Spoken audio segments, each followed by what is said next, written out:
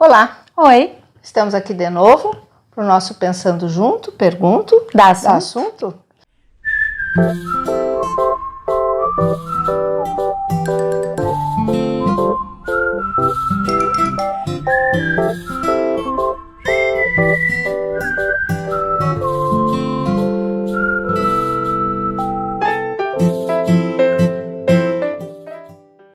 E hoje nós vamos começar com um novo livro da Maria de Norá.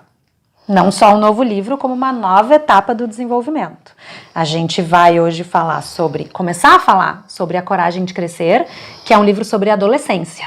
Sim, e um livro sobre adolescência com um tema denso, né? Nada fácil, como a adolescência também não é. E também um livro que tem uma história bonita contigo, né? Esse é um livro que eu li na minha adolescência. Esse é o meu exemplar do livro, tá até riscado. E eu tenho autógrafo. E eu achei muito interessante que então eu encontro a Aline, né, na minha vida adulta, e quando ela me conta disso, e acabamos aqui nesse projeto, achei uma história muito bonita também, né, de saber que esse livro tinha feito essa diferença e tinha sido importante para uma pessoa, enfim, que no caso eu admiro bastante. Eu li muitas vezes esse livro na minha adolescência. Na adolescência a gente tem isso de ler muitas vezes um livro, né? E ver muitas vezes um filme, né? Assim, é um jeito de tentar entender as coisas, eu acho, né? Assim, via repetição. Que também acontece na infância, mas que na adolescência acontece bastante. Na vida adulta também, né, Carmen? A gente leu Freud muitas vezes. Lê muitas e muitas vezes, e nunca é a mesma leitura, né? Aqui atrás, esse livro a gente pensou... É difícil de falar da história dele, porque é a história de um menino, enfim, que está em terapia e está se pensando, e aconteceram algumas coisas na vida dele, também tem uma família que tem suas dificuldades, mas, em vez de contar toda a história, eu vou ler o que está aqui atrás do livro, que é algo que vale para toda a adolescência, né? Que escreve assim: para crescer é preciso ter coragem. É possível crescer sem olhar para dentro de nós mesmos, sem medo e sem compaixão? É possível crescer sem ter consciência dos nossos limites e do alcance do nosso voo? A Coragem de Crescer conta a história de Paulo, na sua tentativa de romper as barreiras do desconhecido, do preconceito e do medo. Não, isso é apenas uma tarefa de vida. Uma tarefa de vida e uma tarefa que está muito investida na adolescência, né? Romper, ir além, né? Poder se desidentificar dos pais, poder buscar o seu lugar no mundo. Quer dizer, a adolescência envolve uma série de tarefas, né? Difíceis. E que a gente vai ficar envolvida com essas tarefas pro resto da vida. Sim, sim. Né? É interessante porque em um pouco a gente fala aqui mais para os pais, né? Que para os pais é um momento muito difícil, né? Revive suas próprias adolescências, às vezes as coisas que seus pais conseguiram ajudar e atrapalhar, enfim, né? E que agora tem aquela criatura que era fofa e querida e que agora não quer, dizendo que a mãe é boba. Que não quer muita conversa, que se fecha no quarto, né? Que já não troca mais com o pai e a mãe do mesmo jeito, assim, já não alimenta mais, né? O pai e a mãe do mesmo jeito, com gracinha, com fofurinha, nada disso, né? É verdade, é verdade. E eu acho que essa é a tarefa que a gente estava conversando, de que os pais desse menino aqui, ele tem pais que estão envolvidos nas suas próprias questões e não estão podendo conversar com ele, enfim, que é o papel dos pais, né? Qual é a tarefa, né? Qual é a palavra, qual é a tarefa dos pais nesse momento, né? De adolescência que sempre é tão difícil, né? E os pais sempre estão reclamando muito, enfim. Ou seja, o filho não é mais aquele querido, né? E o que os pais precisam fazer, né? Então, o que é importante, né, nesse momento, assim? E acho que aí a gente fala sobre essa disponibilidade, né, para a escuta desse adolescente, né, que é um movimento muito delicado, porque essa disponibilidade não pode ser uma invasão, né? Acho que essa é a questão. São três coisas que, assim, abandono, então não quero mais saber, porque esse guri tá um chato, essa guria tá uma chata. ou socorro, eu tenho que controlar toda a vida do meu filho porque ele está em perigo permanente, né? Então, esses dois extremos que a gente vê bastante, e as pessoas angustiadas com isso no consultório, que diz sim, que diz não. E a palavra no meio que a gente estava falando, que é disponibilidade, né? Que é a disponibilidade, aceitar. Acho que é difícil isso, né? Aceitar. Eu acho que é importante isso que a gente está conversando, porque é uma tarefa difícil pro adolescente. E é uma tarefa muito difícil para os pais do adolescente. Exato. Né? Porque os pais do adolescente vão ter que se manter nesse equilíbrio delicado de acompanhar sem invadir. Não, é uma arte. Assim, aprender oboé deve ser mais fácil. Né? Mas eu acho que é o desafio. E eu acho que exige dos pais um pensar permanente, suportar, não estar no mundo com adolescente, né? Não saber de tudo. Suportar a diferenciação, né? Que o adolescente não vai mais querer fazer as mesmas coisas que a família, ou que vai se vestir de um modo diferente, ou que vai, né, tentar se diferenciar. Eu acho que uma das grandes tarefas da adolescência é se diferenciar, né? Sim. É encontrar com mais clareza o seu eu no mundo. E um dos pontos muito importante na adolescência é essa saída para fora da família, né? A importância dos amigos, a importância dos colegas, a importância dos professores, a importância de um livro que não é família, quer dizer, a importância de tudo isso que é fora pai e mãe, né? Sim, os ídolos, os cantores, as bandas de rock, né? A gente também tinha os livros que a gente sempre adorava e hoje os adolescentes estão muito envolvidos com isso também. Eles se juntam para ler, eles não são como nós, como a gente foi como adolescente. Eu acho que a gente estava conversando aqui e assim, é sempre... A gente pensa que foi só os de lá que acharam que o cabelo comprido era ruim. A gente sempre acha eles meio estranhos. Assim, eles sempre são... Quem é essa criatura, né? Eu fico pensando... E acho que é importante isso também, né? Porque é uma fase esquisita, né? O corpo fica diferente, o estirão, né? O adolescente já não habita mais o seu corpo, exatamente. Então a coisa do se bater, do cair, do se machucar com muita frequência, tá jogando bola e machuca o pé, coisa e tal, né? Assim, muda muito de interesse muito rapidamente, né? Numa hora quer fazer judô, quer fazer futebol, quer fazer isso, aquilo, quer estudar inglês, estudar italiano, Sim. Quer dizer, tudo isso faz parte dessa torrente, dessa correria que é a adolescência e que a nossa função enquanto adulto é suportar.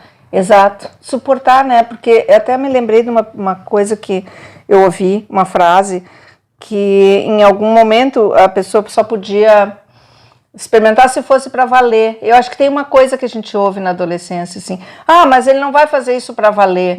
Na adolescência ele vai experimentar. Ele não vai fazer para valer nada, né? Porque não é para valer, é para experimentar. Então pode jogar bola, pode daí jogar vôlei, daí tocar guitarra, daí fazer patinete, enfim, né? Tudo isso. Tudo isso, né? Ser bom aluno num ano, no outro se atrapalhar, né? Ir bem na escola, ir mal na escola. E quando eu não sei, assim, eu sempre refiro que a linha que atende adolescente, eu estou aqui aprendendo. Mas quando me dizem que a fulana é um amor, muito comportada... Chega a dar uma dor. Eu fico pensando assim, quando é que vai estourar isso, né? Ou seja, não tem fácil, né? Não é para ser fácil, acho. Né? A adolescência não é para ser uma etapa fácil.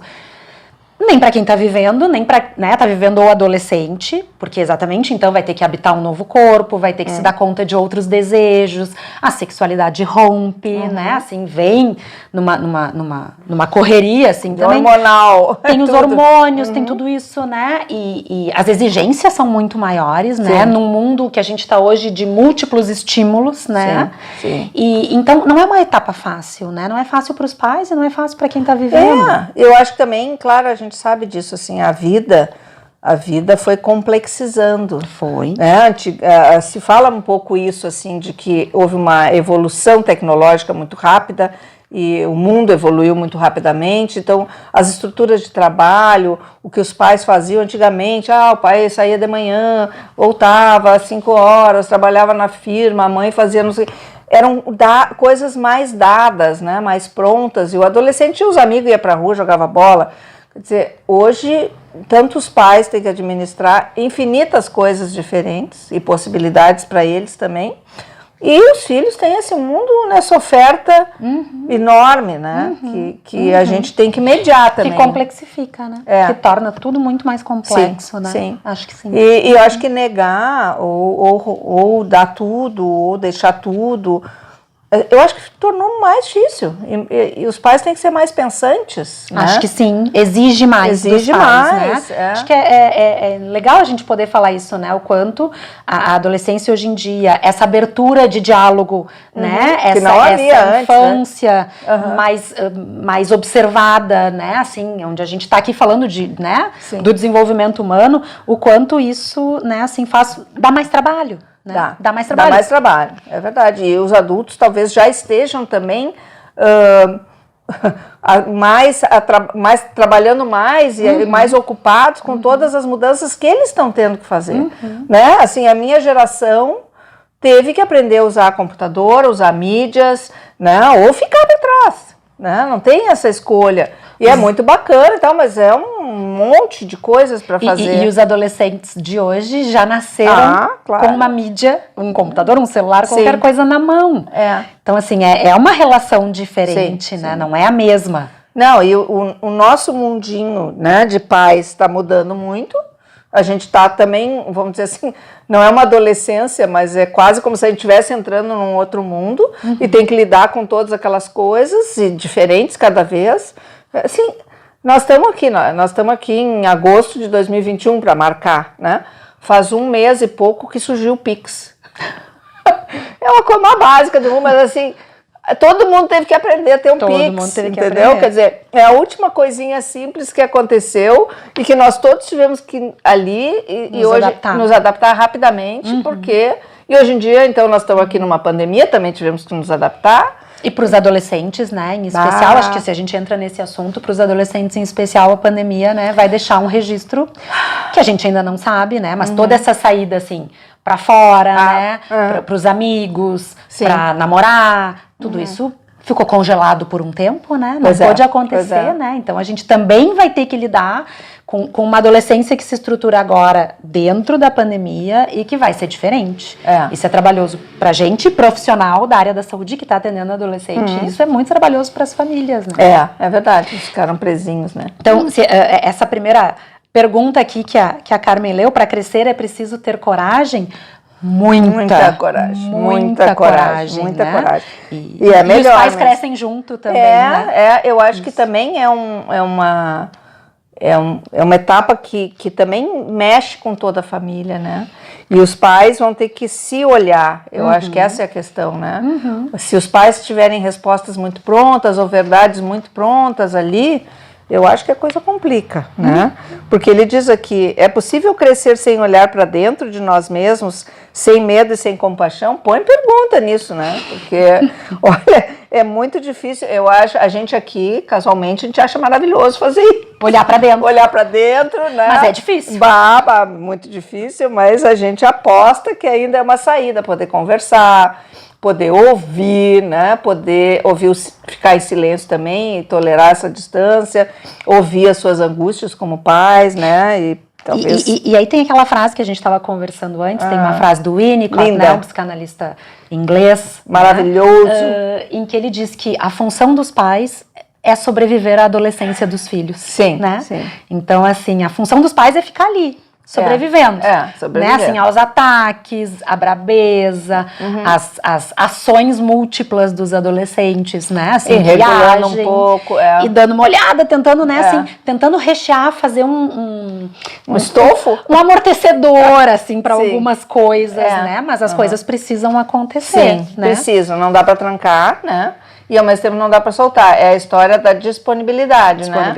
Ou seja, tá sempre com a reguinha ali, indo e tentando ajudar, né? Mas maravilhoso. Acho que a gente vai depois voltar aqui para falar de outros aspectos desse livro, né? Mas acho que deu para dar um recado, né? Acho que sim. Muito bom. Nós todos estamos aqui combinando, né?